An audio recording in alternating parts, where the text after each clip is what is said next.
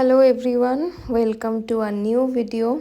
আজকে অনেক দিন পর একটা ভিডিও আপলোড করার টাইম পাচ্ছি, মেনলি আপলোড না ভয়েস ওভারের টাইম পাচ্ছি। যেরমভাবে আমি প্রত্যেকটা ভিডিওতে কিছু ভিডিওতে চেষ্টা করি প্রোডাক্ট ডিটেলস দিতে, আবার কিছু ভিডিওতে চেষ্টা করি কিছু ইনফরমেশন, আর কিছু ভিডিওতে চেষ্টা করি যে নিজের মনের কিছু কথা তোমাদের সাথে শেয়ার করতে। তো আজকে সেরকমই একটা দিন যেখানে আমি আমার কিছু মনের কথা তোমাদের সাথে শেয়ার করব। শুধু আমার মনের কথা না, তোমাদের অনেকেরই মনের কথা, তোমাদের অনেকেরই কানে আসা কিছু কথা আজকে শেয়ার করব। তো যেহেতু অনেক দিন হয়ে গেছে মেকআপ ইন্ডাস্ট্রির সাথে রয়েছি, মেকআপ করছি, সেজন্য বহু বছর ধরেই প্রচুর কথা শুনতে পারি, কিন্তু বেশিরভাগ সময় যেটা হয় যে ইগনোর করে দিই বা সেগুলো নিয়ে কোনো কিছু বলতে ইচ্ছে করেও না।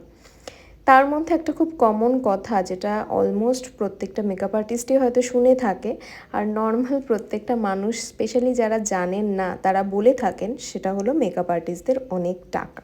তাহলে চলো আজকে কিছু সত্যি অজানা কথা যারা এইগুলো বলে থাকে তাদেরকে আমরা জানাই।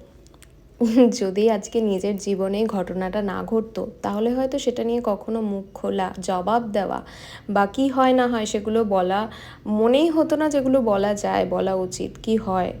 কারণ সত্যি যারা এই সিচুয়েশানে না পড়ে তাদের পক্ষে বোঝাটা খুব মুশকিল যে কী করতে হয়। অনেক কিছু আমরা প্রত্যেকে জানি, জেনেও ইগনোর করি অনেক কিছু, যেটা যখন নিজের সাথে হয় তখন বোঝা যায়। তোমরা মোটামুটি সবাই যারা আমাকে চেনো, যারা আমার ব্লগগুলো দেখো কিংবা যারা ভিডিও দেখো, তারা অনেকেই জানো যে প্রলয়ের পা ভেঙেছে। একটা কথা বলো, যখন বাড়িতে কেউ খুব অসুস্থ হয়ে যান বা ধরো নিজেদের জ্বর আসে বা শরীর খুব খারাপ হয় বা বাড়িতে কারোর অপারেশন হয়, তখন যারা প্রাইভেট ফার্ম বা যারা সরকারি চাকরি করো, বেসিক্যালি যাদের নিজস্ব বিজনেস নয়, তারা কি করো? ছুটি অ্যাপ্লাই করো, ছুটি নাও, অবশ্যই পসিবল হলেই, কিন্তু ছুটি নিতে তোমরা পারো, সেটা আগে থেকে জানানো হোক বা না হোক, একটা সেখানে বলার জায়গা থেকেই যায়।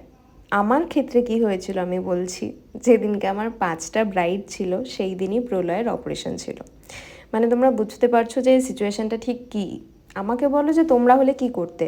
যেদিন তোমার বরের অপারেশন সেদিনই তোমার 5টা ব্রাইড মানে মিনিমাম একটা 7-8 ঘন্টার সময় যেখানে তাকে ছেড়ে তোমাকে যেতে হবে, যে দিনটা তার জীবনের হয়তো সবথেকে খারাপ দিন। কারণগুলো সত্যি কথা বলতে আর কিছু বলার নেই। তো যারা মনে করো যে ভীষণ সোজা, খুব টাকা, তাদেরকে বলি যে খুব টাকা ইনকাম করা বা হচ্ছে যে টাকাটা হয়তো অন্যদের থেকে তুলনামূলক বেশি হতে পারে, কিন্তু তার পিছনের যে ইনভেস্টমেন্ট, সেটা মেন্টালি হোক, সেটা ফিজিক্যাল হোক, সেটা সত্যিকারের টাকা পয়সার হোক, সেই সবটাই কিন্তু অন্যান্য জায়গার থেকে অনেকটাই বেশি।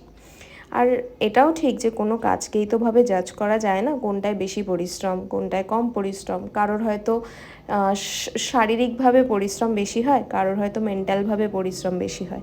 কেউ হয়তো বাড়ি বসে শুধুমাত্র ফোনে মাথা খাটিয়ে ইনকাম করে, আবার কেউ হয়তো সারাদিন বাইরে ঘুরে ইনকাম করে।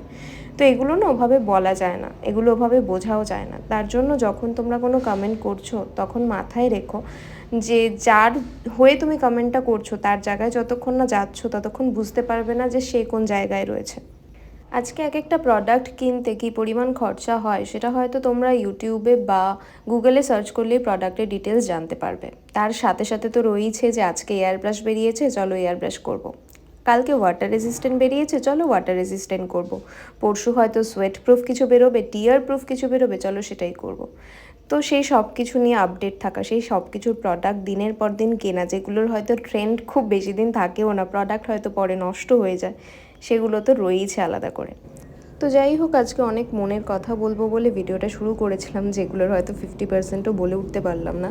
কিন্তু তোমরা নিচে জানিও যে আমার কথাগুলো তোমাদের ঠিক মনে হলো কি না, নাকি সত্যিই কথাগুলোতে কোনো যুক্তি নেই। আরও একটা জিনিস জানিও যে আমার এই মিষ্টি ব্রাইডকে কীরকম লাগছে। অনেকগুলো চাপা কষ্ট, অনেকগুলো চাপা অভিমান বলতে পারো, তোমরা তো নিজেরই মানুষ, সেইগুলো নিয়েই আজকের এই ভিডিওটা। যাই হোক, এই ব্রাইডকে কিন্তু ভীষণই ভালো লাগছিল। চলো আজকের মতো তাহলে টাটা।